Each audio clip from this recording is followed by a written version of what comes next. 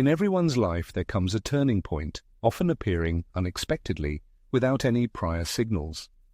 This moment can arise after long periods of sleeplessness, when plans crumble one after another and endless attempts to fix what seems irreparable lead to nothing.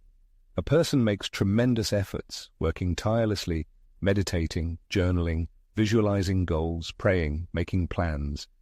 But despite all this, the situation remains unchanged. In despair, they turn to the heavens with the question, why is nothing working? And then comes the realization of a bitter but liberating truth. It turns out that all this time, the person has been trying to achieve the desired outcome by force, with the persistence of a clenched fist. But the universe does not respond to force. Its language is the language of surrender.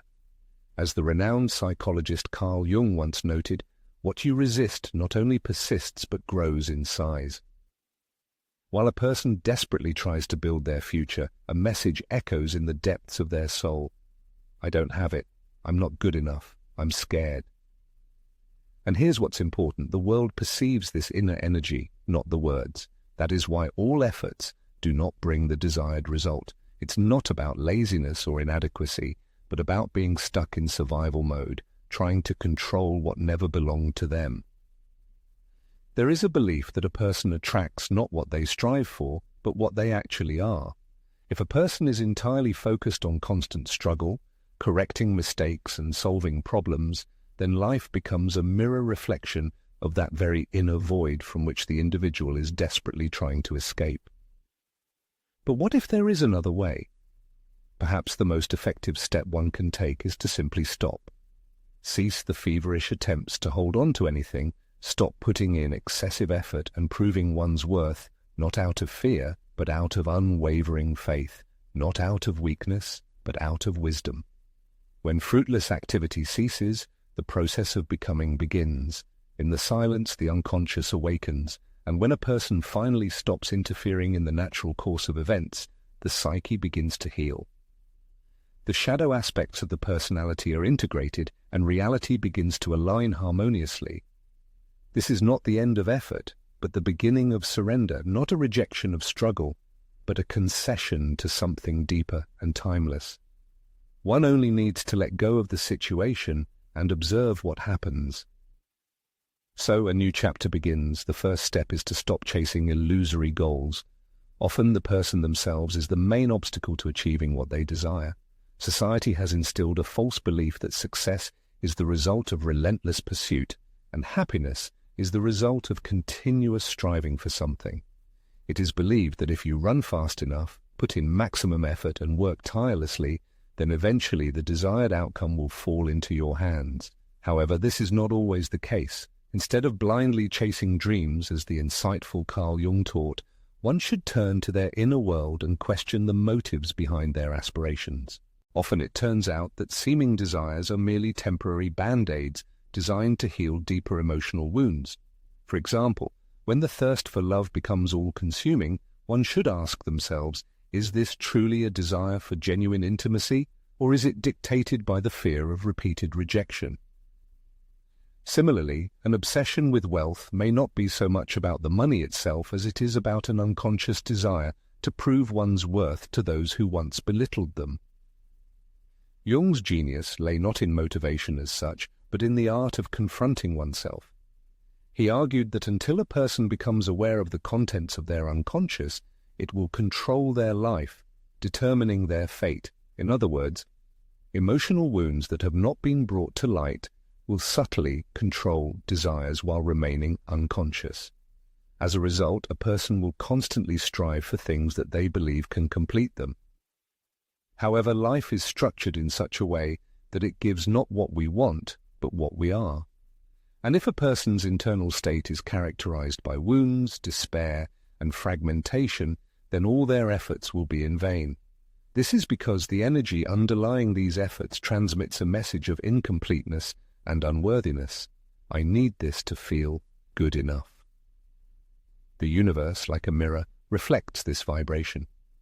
A person asks for love, but their inner energy screams about its absence, and this cry echoes back, confirming their belief. People often find themselves in a state of emotional burnout, relentlessly pursuing relationships that do not bring satisfaction, careers that drain their energy, and approval that proves fleeting. The reason for this lies not in the fallacy of the goals themselves, but in the fact that the inner self, striving for these goals, suffers from deep wounds. Obsession with anything is always a reflection of an inner need, a belief that what is desired can heal inner pain. The paradox is that even if a person achieved their goal immediately, they would not be able to hold on to it, as their hands still tremble from old grievances and experiences. Carl Jung, an eminent psychologist, sought not only to help a person manifest their ego, but to integrate their soul, to end fruitless pursuits and turn attention to the part of themselves that desperately needs healing. The pursuit of success must give way to the pursuit of wholeness. Before addressing the universe with requests for more, it is necessary to ask oneself, what part of my being still feels empty? Healing this inner emptiness will allow one to stop chasing what was never meant to be and start attracting what was always destined. It's not about giving up on your goals, but about purifying your motives. When the unconscious ceases to resist, the universe opens doors and says, "Now you are ready. Your task is not to conform, but to become." And the process of becoming begins in silence, in the depths of self-knowledge. Chapter 3.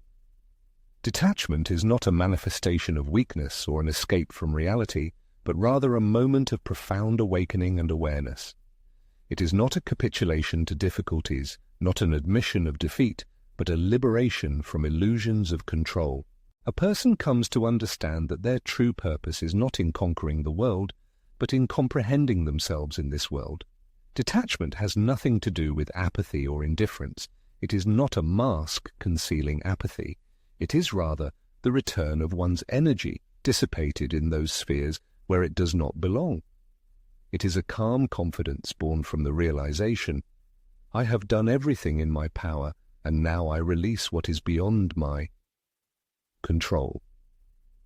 As Jung asserted, genuine changes occur not in a state of obsession, but in moments of surrender. But this is not about passive submission to fate, but about a deep inner agreement with what is happening. It is impossible to imitate detachment by scrolling through a social media feed with the thought, I don't care, while checking for updates every minute, hoping to see a familiar name or sign. The unconscious does not respond to empty words. It picks up vibrations, and if the inner vibration continues to repeat, I need this to feel complete, life will repeatedly demonstrate how far a person is from this wholeness. The state of detachment is not apathy or indifference, but rather the absence of painful attachment. It is a deep awareness, an unwavering confidence in one's own self-sufficiency, sounding like, even if what is desired does not become a reality, my life will remain complete and fulfilled. And here is the amazing paradox. When a person's inner world comes into harmony with this truth, when their energy ceases to be expended on fighting reality, circumstances begin to unfold favorably. This happens not as a result of persistent effort or manipulation, but thanks to the disappearance of inner resistance. Fate is kind to those who possess inner integrity, not to those who desperately seek missing parts of themselves in the external world. If at this moment a person is experiencing emotional pain, feels entangled in the webs of expectation, obsessive thoughts, and unfulfilled hopes, they need to stop. Not to run away from the problem or temporarily distract themselves, but to ask themselves an important question. What part of my being still believes that fulfilling this one desire can solve all problems? This part of the personality, craving love, recognition, or success, does not need to be corrected or remade. It needs attention and acceptance, but not from the surrounding world, a former lover or parents, but from the person themselves. The moment they can see themselves clearly, without self-condemnation and shame, they will stop looking for a reflection of their worth in the eyes of others and begin to form their own identity. It is at this moment that genuine transformation occurs, no more chasing illusory goals, begging for mercy or proving one's worth. It is enough simply to be oneself, whole, confident, and unwavering.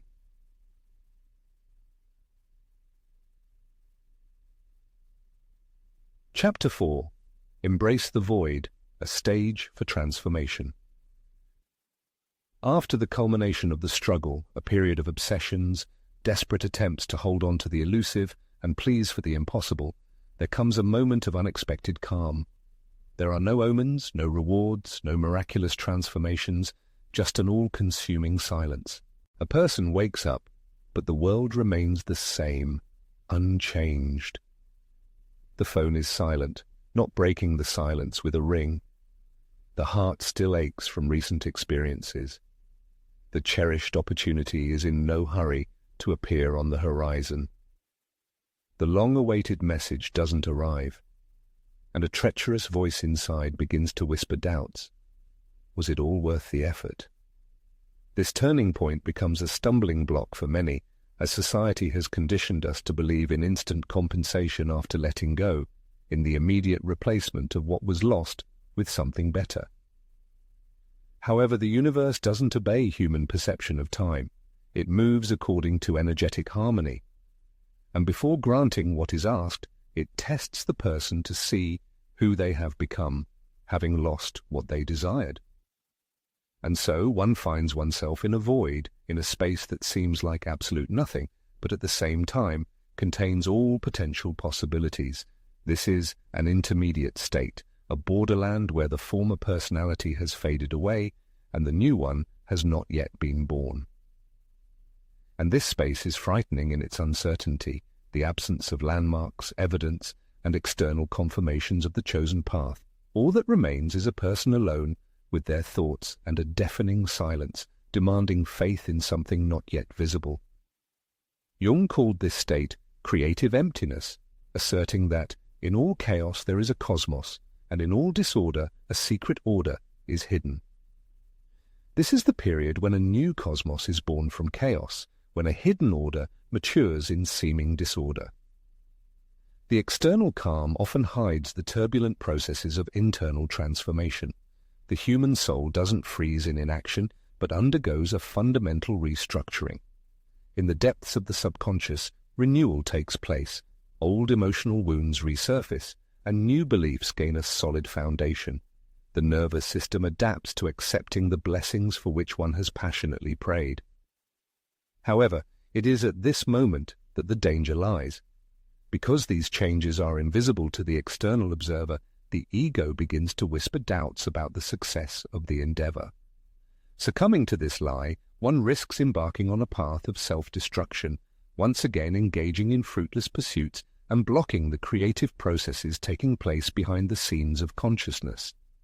The state of seeming emptiness is not a punishment, but a healing process of purification. It discards everything that one has become accustomed to relying on. The need for external approval, the illusion of control, dependence on achieving specific results. In the end, only the naked truth of one's being remains. When a person stops chasing illusory goals and simply begins to be, the universe listens attentively to their true intentions.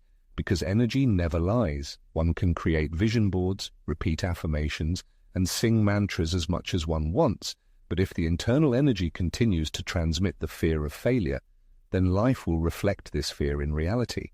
Often in life, situations arise when people expect specific results even before they are actually achieved. The question arises, is one able to feel successful before the finances are at their disposal? Can one feel surrounded by love before the start of a romantic relationship? Is it possible to feel freedom without waiting for external changes? If the answers to these questions are affirmative, then the waiting time is reduced. The process transforms from passive waiting into active becoming. Immobility transforms into magnetism, attracting what is desired. One begins to emit vibrations corresponding to their aspirations, and life in the end has no choice but to reciprocate. However, first, it is necessary to pass a kind of test, a period of silence, uncertainty, and frightening vacuum when it seems that nothing is happening. In fact, at this time, something greater is happening. One is becoming all that one must be. Therefore, if the reader is currently in a similar state, it is important to remain calm. Do not take rash actions, try to fix the situation, or give in to panic.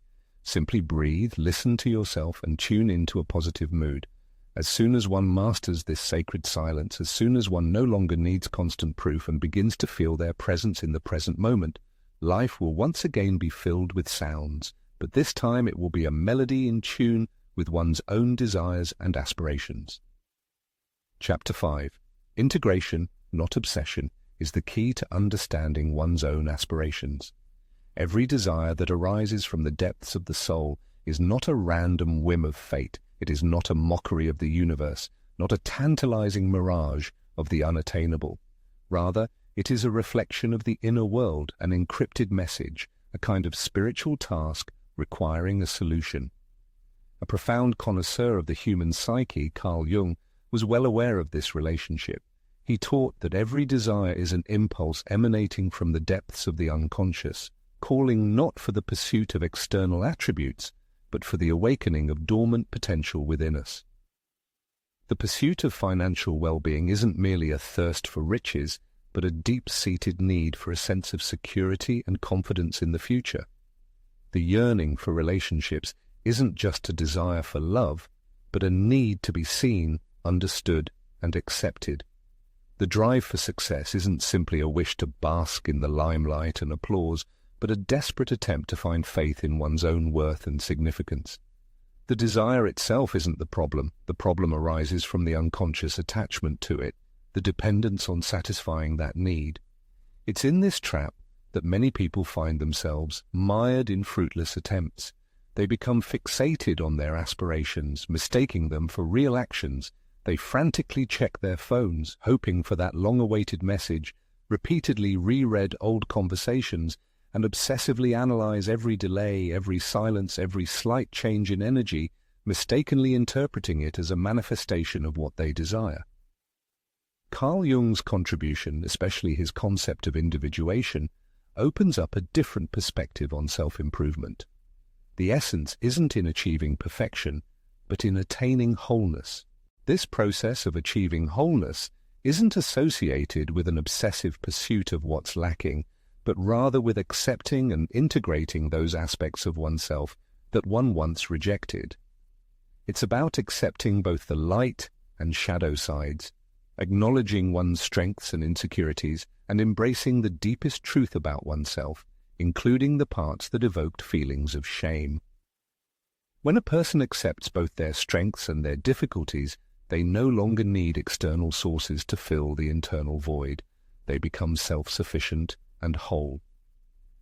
It's important to realize that we attract not what we're fixated on, but what we've come to terms with. Therefore, the next time the desire to chase something arises, it's worth pausing, dictated not by laziness but by wisdom.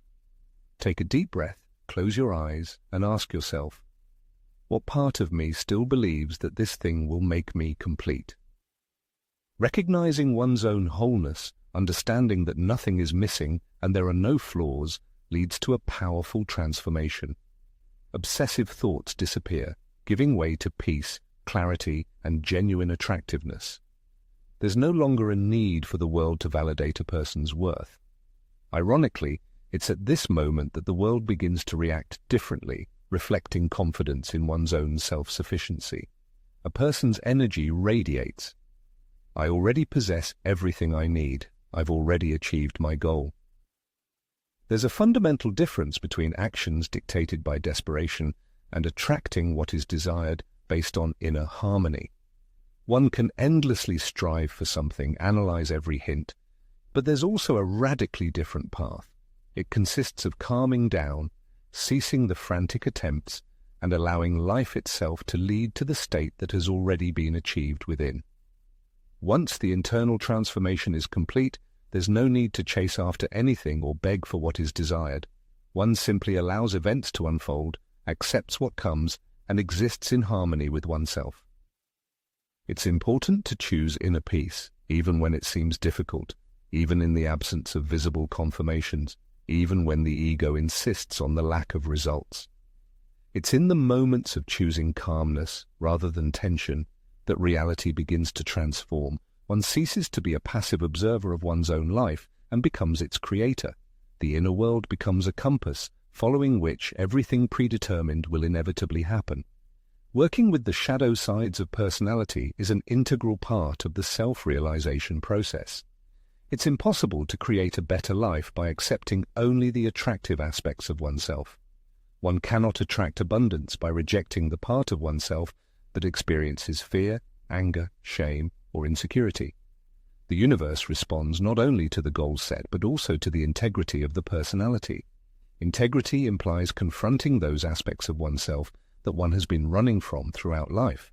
Carl Jung called this the shadow, implying not evil or darkness in the Hollywood sense, but the suppressed parts of the personality that were buried for the sake of survival, the fears that silenced, the rage that had to be contained, the guilt that was denied, and the feeling of unworthiness masked as ambition. In the popular consciousness, there's a perception that the process of manifesting what is desired comes down to creating detailed scenarios, creating vivid visual images, and maintaining a positive attitude. However, genuine manifestation, that is, stable, fundamental, and sincere creation, doesn't grow out of the realm of fantasy, but from the depths of personal integration. Let's face the truth. Often, the obsessive pursuit of love is dictated not so much by the feeling itself, but by an unhealed emotional wound desperately crying out, "If I earn someone's love, then perhaps I will finally feel worthy." Similarly, excessive zeal in the pursuit of material well-being is driven not only by healthy ambitions, but also by a deeply ingrained belief: I can't feel safe until I accumulate even more. This is where the insidious trap lies. If the manifestation is based on shadow aspects of the personality, such as a sense of inadequacy, fear, past trauma, and feelings of unworthiness, then the results will bear their imprint.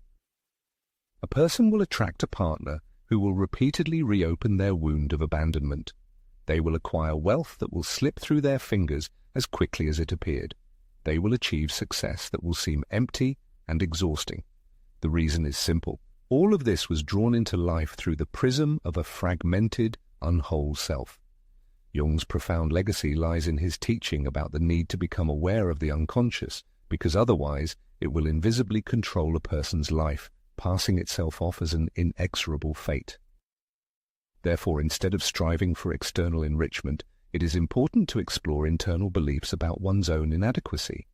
This is where the complex process of working with the shadow begins, requiring a rejection of accusations against the external world and an honest look within. This is not about self-flagellation, but about taking responsibility for one's life. It is necessary to recognize and accept all aspects of one's personality, both light and dark, allowing them to exist and be seen. Only then will the shadow cease to be an invisible puppeteer, pulling the strings and creating chaos to attract attention. Ultimately, this is the path to regaining one's own strength and integrity. In this transformation, there is a change in internal vibrations, when actions are no longer dictated by fear, but emanate from the depths of personal integrity. This is not just wishful thinking, but rather a quantum harmonization, a state in which the nervous system feels safe. A person becomes the version of themselves that no longer needs the outside world to compensate for what has already been healed in the soul. Instead of persistent coercion, there comes an ability to allow events to unfold naturally. There is no longer a need to prove anything, as inner confidence begins to radiate strength and tranquility. There is no longer a need to appeal to the universe from a position of need and lack. The individual becomes one who realizes the absurdity of such an approach. It is this inner transformation that begins to shape external reality. This is not about creating detailed scenarios or visualizing goals, not about searching for signs of fate, but about deep, conscious, and powerful inner integration. This is real work on oneself, devoid of gloss and ostentatious spirituality. This is a process that forces a person to look into the mirror of their soul and admit, I was trying to create my future without reconciling with my past. But now this comes to an end. The escape ceases, and the journey begins inward towards what has silently guided one's entire life. And at this moment, illusions crumble, strength returns, and life begins to reflect inner wholeness, not old wounds. This is true manifestation, individuation, and the attainment of freedom. Chapter 8 calls for the realization that the main obstacle on the path to the desired life is often oneself. This may be a difficult revelation, but it is personal barriers, not past failures or external circumstances, that shape fate. Carl Jung, an outstanding researcher of the depths of the human psyche, emphasized that the most difficult task is complete self-acceptance. True self-acceptance requires the courage to face those aspects of personality that one has carefully avoided. Feelings of guilt, shame, regret, and the subconscious fear of being not good enough all lead to seeking confirmation of one's worth in the external world. A person desperately seeks approval, achieves love, and strives for success, driven not by self-belief, but by a desire to escape from inner discomfort. However, as reality shows, everything that one runs away from ultimately begins to avoid them. The pursuit of a dream becomes a way to escape from one's true self, from the silence and peace necessary for self-knowledge. Instead of running away from oneself, it is important to accept oneself completely, with all the virtues and flaws, in order to build a genuine and happy life. The universe, contrary to popular belief, is not a punishing organ. Rather, it acts as a protector, guarding against premature possession of what is desired. The reason lies in the fact that without proper internal preparation, without a sense of deservingness, it becomes impossible to retain what has been received. Carl Jung, the eminent psychologist, astutely pointed out that rejecting oneself in all fullness leads to internal fragmentation. The conscious self strives for new heights, while the unconscious self feels unprepared. This creates an energetic conflict, like a tug-of-war between aspiration and disbelief. A person creates a magnetic field around themselves, repelling what they seemingly attract. They become an obstacle to their own destiny, not due to weakness, but due to actions dictated by outdated behavior patterns formed in survival mode, marked by emotional wounds and the belief that love must be earned, not simply accepted. The tragedy lies in the fact that most people spend their lives chasing results, while the root of the problem lies in the need for personal transformation. It's not so much about doing more, but about becoming the version of yourself that doesn't need to achieve anything from the outside. A version that already feels in possession of what is desired, that genuinely believes in its own worth, readiness, and sufficiency. There is an unspoken universal principle. A person receives not what they strive for, but what reflects their internal state. If a feeling of unworthiness lurks deep within, even the most convincing affirmations will not change the situation. Subconsciously, a person will hinder favorable opportunities, destroy relationships, and reject the gifts of fate. The reason lies in the dissonance between their energy and their stated intentions. When things go against expectations and a sense of stagnation arises, one should not blame the universe for inattention. Most likely, an inner voice is saying, "I still don't believe I deserve this." And the universe, like a mirror, merely reflects this truth, not to punish, but to awaken the person to awareness. Therefore, instead of blaming the world around and complaining about bad luck, it is necessary to ask oneself, what part of me is still convinced that I must go through suffering before I deserve what I desire? The moment the focus shifts from chasing results to cultivating self-worth, changes will begin, not instantaneous or magical, but gradual and natural. Personal transformation originates in the depths of the inner world. It is important to realize that the feeling of being stuck or doomed is just a call to evolution, to transform into the version of yourself that is capable of not only dreaming, but also of retaining what is desired throughout life. This internal revolution eliminates the need for artificial manifestation, as the person themselves becomes the embodiment of their aspirations. This is not magic, but a process of alignment, individualization, and gaining strength through complete and unconditional self-acceptance. In the final chapter of this journey, a profound truth is revealed, resonant with the teachings of Carl Jung. This truth has the potential not only to change the way of thinking, but also to restore the integrity of identity. Instead of manifestation, there is remembrance. For a long time it may have seemed that a new life was being built, attracting something from the outside, an ideal partner, triumph, harmony, prosperity.